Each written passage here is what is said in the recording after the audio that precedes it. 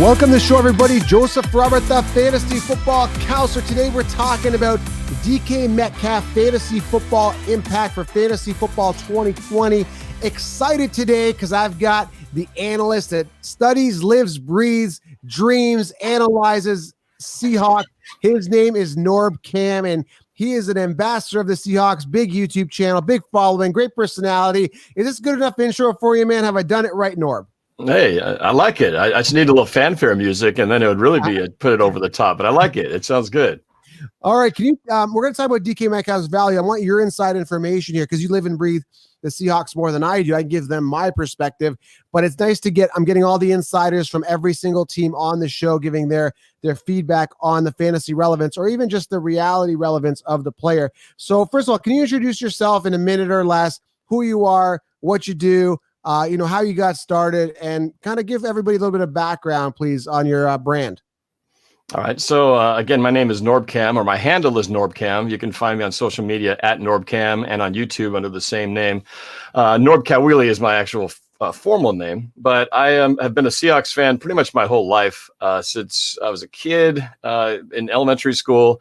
And I really didn't start going to games till in the 90s. I mean, it's been a long time even then, but that was back in the Kingdom. I started becoming a season ticket holder then.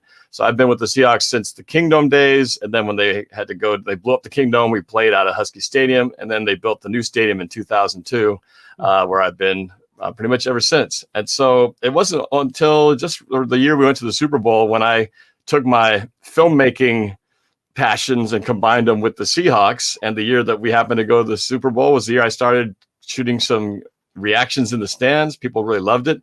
And we went to the Super Bowl. So I documented that trip with our journey with my dad to New York, New Jersey. We won the Super Bowl and things really blew up for me. I guess it was just good luck that we had such a great year of the year. I decided to start shooting some reaction videos. And pretty much from that point, I just started doing everything about the Seahawks. From besides game reactions, I'll do music videos, vlogs about what the team is up to. And it's a lot of fun. So it's just combining my filmmaking passions with my passions for the Hawks. And that's kind of what it's become to today. So how do they find you? Can you give us your social links? Because there's people listening in the car as well or at home, wherever, via audio. So how can they find you? All right, just pretty easy. Just search at Norbcam, Norbcam, or Google Norbcam on YouTube, and it'll pretty much pop up right away. Not too many people have the name Norb, so it's pretty easy to find. Yeah, Norbcam. So yeah, I put a link below directly to his YouTube channel for all you guys on YouTube here. So it is kind of off season for us, Norb, for fantasy, but this thing will pick up once people look at DK's Metcalf's value. The views of this will be through the roof. The views have been really healthy. I'm surprised, man.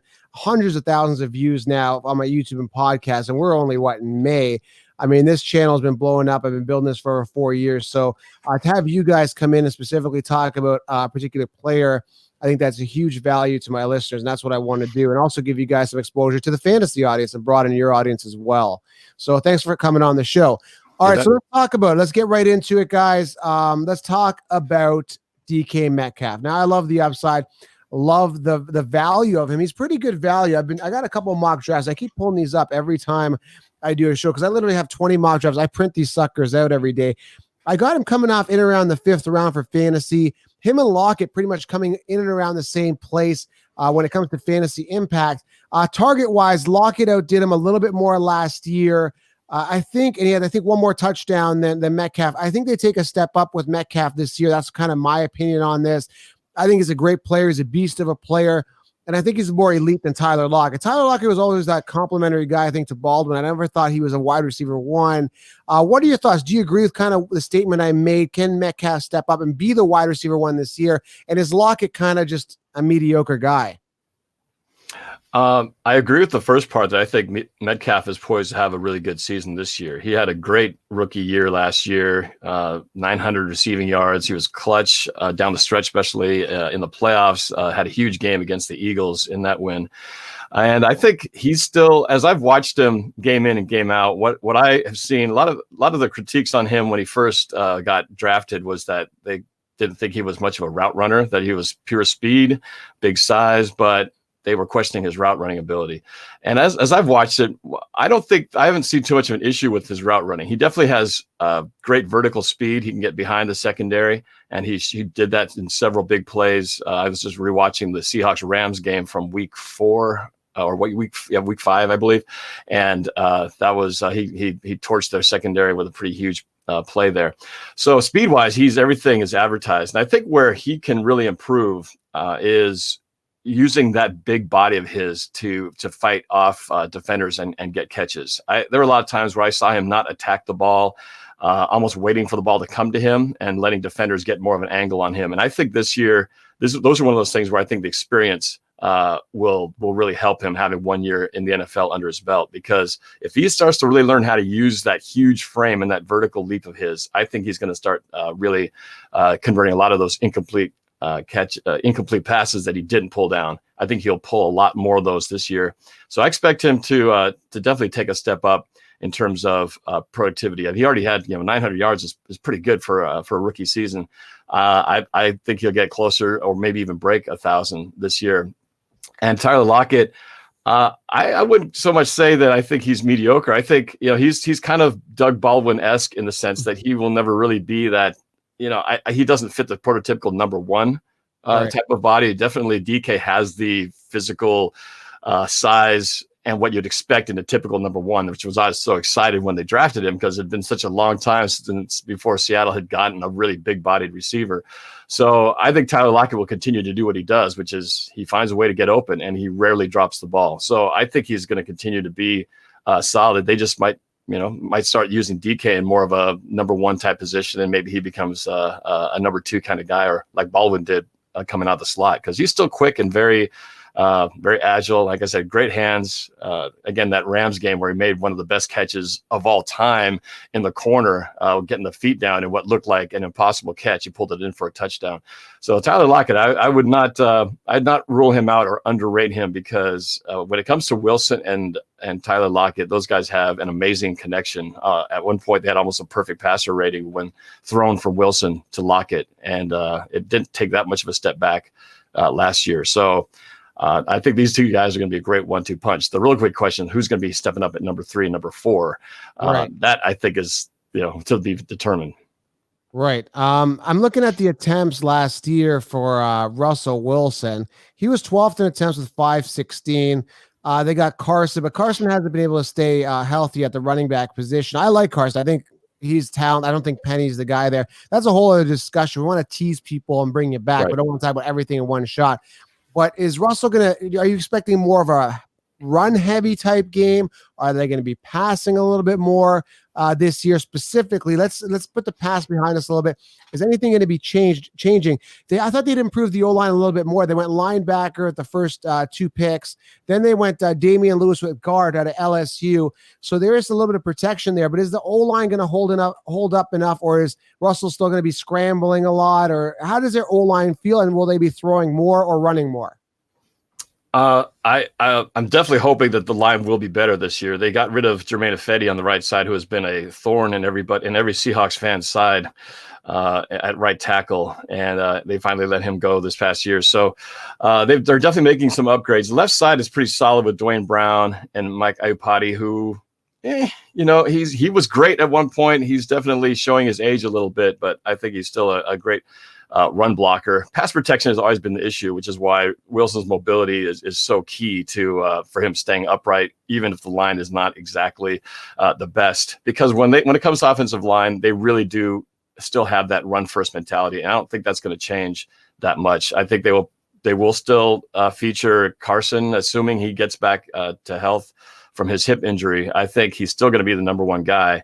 And we could talk about this more when we get more into Chris Carson focus, but I love Chris Carson. He's my guy. Outside of beast mode, I think he's been the best running back to come back to Seattle to follow him in his footsteps as one of the best running backs, just in terms of his grit, his yards after contact. The guy's been great. And the only problem with him is really 2 things. It's just the injury bug. And he does tend to give up the ball a little more often than you'd want him to. But I'm confident that this year he's going to continue with what he's been, which has been pretty solid and gained over 1,000 yards the last 2 seasons. I don't see any reason why that's going to change. But yeah, I don't think the identity of Seattle is going to change. I think it's going to pretty much stay the same. But they love to run first and play action throw, once you've established the run. And I don't see that really changing radically. It's still Pete Carroll, and he's set in his ways. So I don't think that's going to change much. I just think they'll be more efficient at throwing the ball when they do it. Yeah, Carson, again, trying to stick to DK Metcalf here, but I guess it affects it because if the running back is running more, it takes some pressure off the receivers. But what concerns me, he hasn't finished a full season. I mean, 4 games in 2017, 14 in 2018, close to finishing a full season, but he always gets banged up with something. And I get scared when, as a fantasy owner, to own anybody that runs into that. But a talent, I think he's completely underrated. In regards to talent. Now his ADP is going off, 4th, 5th round. It depends. He's up and down. He's not a guy I'm really targeting because of the injury bug. Is it just him, or is it just unfortunate circumstances of injury? Or is it just him as a player, or is it just weird fluky things that have kind of happened in your opinion? Carson. Well, he was pretty, he made it through almost the entire season. He played 15 games last year, and then he had that fluky hip injury right before playoffs kicked in. And that's where they had to bring beast mode back in on an emergency basis.